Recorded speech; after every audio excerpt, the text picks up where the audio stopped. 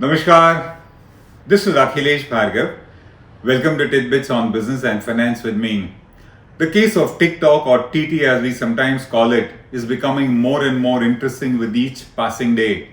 TikTok is an app owned by ByteDance, a huge Chinese technology giant company with direct links with the People's Liberation Army and with the Communist Party of China, which is what makes it an untouchable. TikTok, which is a video sharing app, used to have a virtual monopoly in India. It had 600 million installations or downloads as we call it, of which 200 million were active users, which is a huge market share. India was the largest and the most lucrative market for TikTok, and out of 1 billion installations worldwide, 1 billion users worldwide, about 20 to 25% was in India. That gave it a huge valuation as an entity. All that for TikTok has changed post Galwan. Galwan witnessed China violating the line of actual control, violating border pacts, and refusing to go back. After that, the ties between India and China have changed forever, at least for the time being. India had to maneuver, India had to launch offensive militarily, diplomatically, and in trade terms. And one of the key measures that India had to take was to decouple China out of the Indian economy. We needed to deny the huge Indian economy to China, and that was seen as one of the most potent ways to hit back against China. After all, China enjoys a giant trade surplus in its imports and exports with India. Its annual trade surplus in the past few years has been over $50 billion a year. That's the kind of trade advantage it had, and therefore India decided to hit back there. India also decided to start banning Chinese apps for the simple reason that they also had an inroad in the Indian economy. Plus, through those apps, China had all the power to be able to snoop on us, to be able to misuse Indian data. It was a threat to India's national security and privacy of the Indian data. And therefore, apart from taking measures in trade terms, India also banned Chinese apps. On 29th of June 2020, India banned 59 popular Chinese apps, which also included TikTok. Later on, India also banned another 47 Chinese apps, which were clones or variants of these apps which were earlier banned by India. India also started imposing non-tariff barriers on Chinese imports. In the pipeline are quantitative restrictions, qualitative restrictions, licensing requirements, pricing restrictions, and the immediate items which are sought to be hit are imports of television, electronic components, air conditioners, furniture, electronic items, textiles, etc. from China. Those are the measures that got started post Galwan, and in this, the prime victim became TikTok. Because India banned TikTok, its valuation crashed immediately. And taking a cue from India, other nations like Australia, Canada, New Zealand, and US, which were already at the receiving end of unwanted aggression and duplicity by China, also decided to follow suit and ban TikTok. They all cited national security concerns of data privacy and secrecy, and they all decided to ban this very popular video app. This offensive action against China and TikTok has been spearheaded by India, and like-minded friendly allies have joined in, all seeking to combat and curb a common enemy, which is China. With the US threatening to ban TikTok, ByteDance stands to lose two large markets, which is India and the US. And if both of them ban it, it means the valuation of TikTok, which has already crashed after India banned TikTok, is going to collapse even further.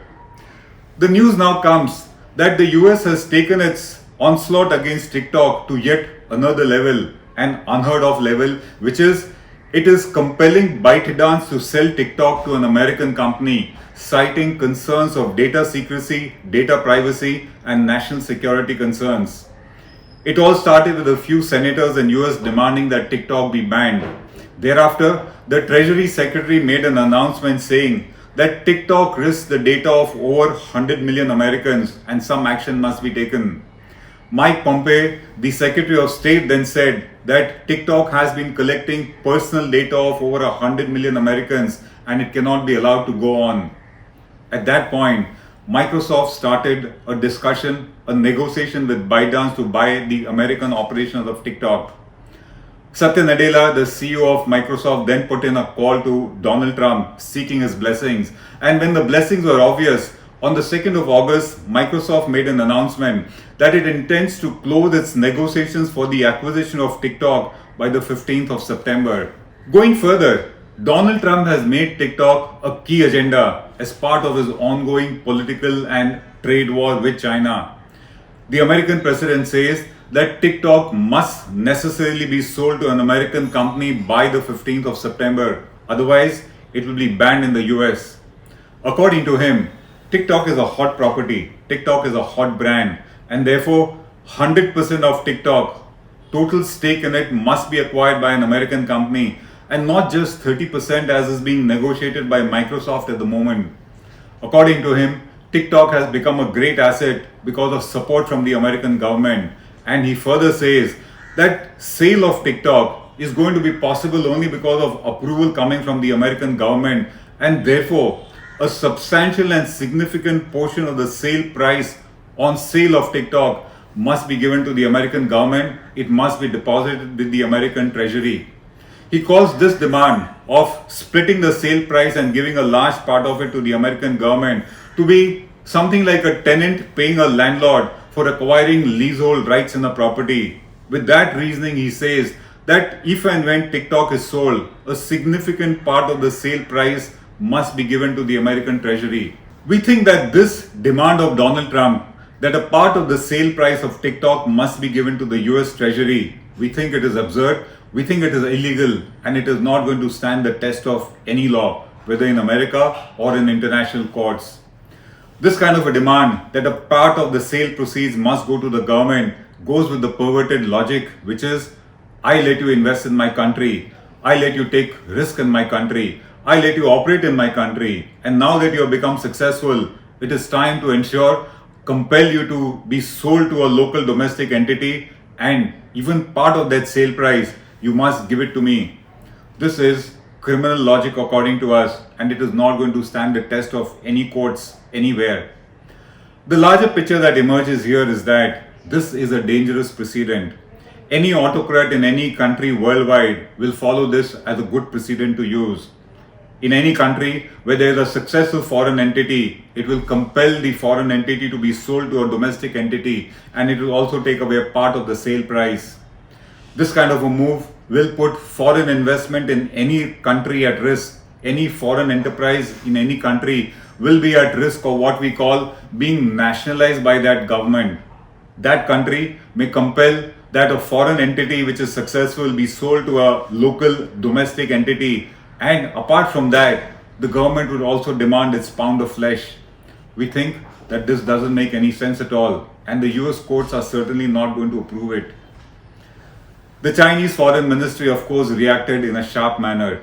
It called this statement of Donald Trump to be one of hypocrisy, to be one against market economics, fairness, and freedom, and one that exposes the double standards of US according to China.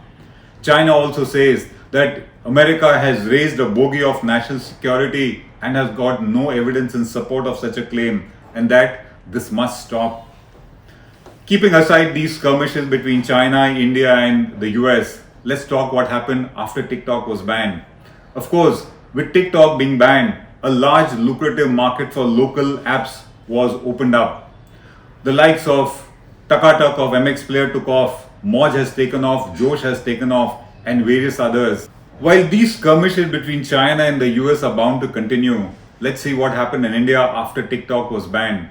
After it was banned, of course, a space got also vacated for Indian apps to take off. Takatak of MX Player has taken off, Josh has taken off, Moj has taken off, and the likes of Twitter, Snapchat, and Facebook are also reaping a harvest of TikTok exiting India. Something similar will happen in the US also, in case finally TikTok is banned out of the US also.